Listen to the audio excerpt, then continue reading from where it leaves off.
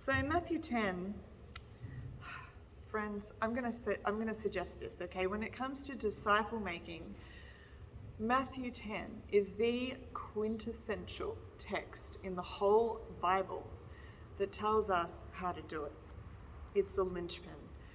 Francis of Assisi was onto something, and the movement that he started that was both deeply embedded in a love of church and a love of God's people, but also calling God's people to be more and to go deeper, came directly from this text, which sits right at the heart and center.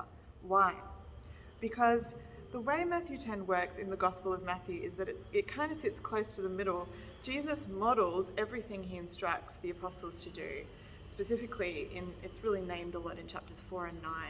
Everything he says to do, he does. They watch him go from town to town and do these things, and then he instructs them to do the same. He gives them his authority to do what he tells them to do. And then when we get to Matthew 28, right at the end, and Jesus commissions the apostles to go to all the world now, not just the nation of Israel now, we're going now to all nations, and you will multiply the number of people that can do what you can do as you baptize them into the faith in the name of the Father, the Son, and the Holy Spirit, and as you then teach them to obey everything I have commanded you. In other words, you're going to teach them now to do everything that I have taught you to do.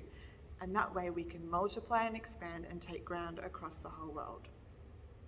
So Matthew 10 is where the action is.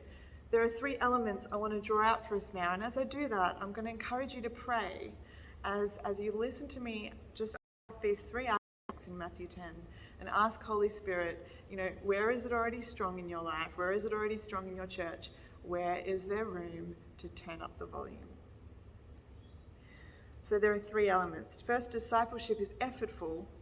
Second, it is authoritative. And third, it is costly. So discipleship is effortful.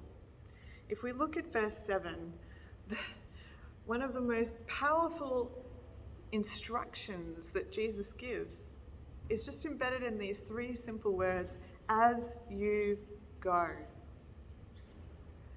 As you go means that when we share the gospel, it involves movement, it involves motion, it involves leaving where we are and moving somewhere else, physically going to others.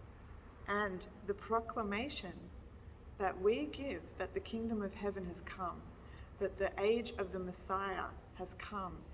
Jesus is the Messiah and the Lord of heaven and earth, and he's come into the world to claim back what belongs to him. As we proclaim that, we are in motion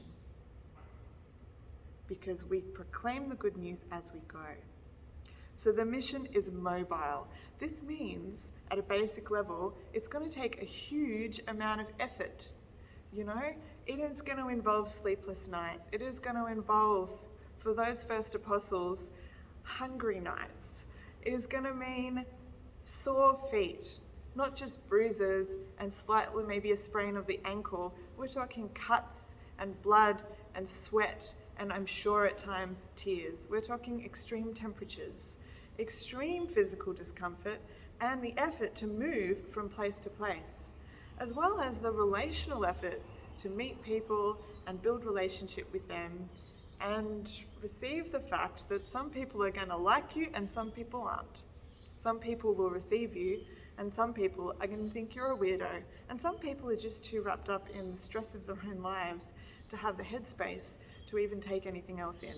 So, the effort that's involved is huge.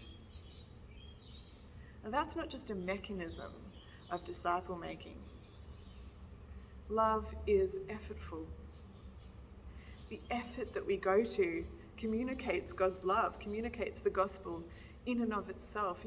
One of the things that I noticed that I will never forget about this youth group that I came to faith in was that I noticed that there were married couples that came and ran that youth group every Sunday night. And these guys, they weren't just young couples with no kids. They were in the middle of life with teenage kids and adult kids, some of them, And they were like in the thick of paying school fees and paying off their mortgage, and you know, in this day and age, often two people in the home both trying to work towards progressing their careers. It's a time in life when parents are aging and, you know, extended family relationships are getting complicated. The pressure is on. And even then, I knew, but I know it even so much more now, that the effort it would have taken them some of those nights to go and spend 3 hours setting up a hall and sitting on the floor and drinking Milo with teenagers instead of just staying home and watching The Voice or whatever equivalent was back then, you know, is huge. But that effort communicated something to me about the love of God, how the love of God had changed them and impacted them, that they just had to pass it on. So discipleship is effortful. So here's my question on this. When was the last time that you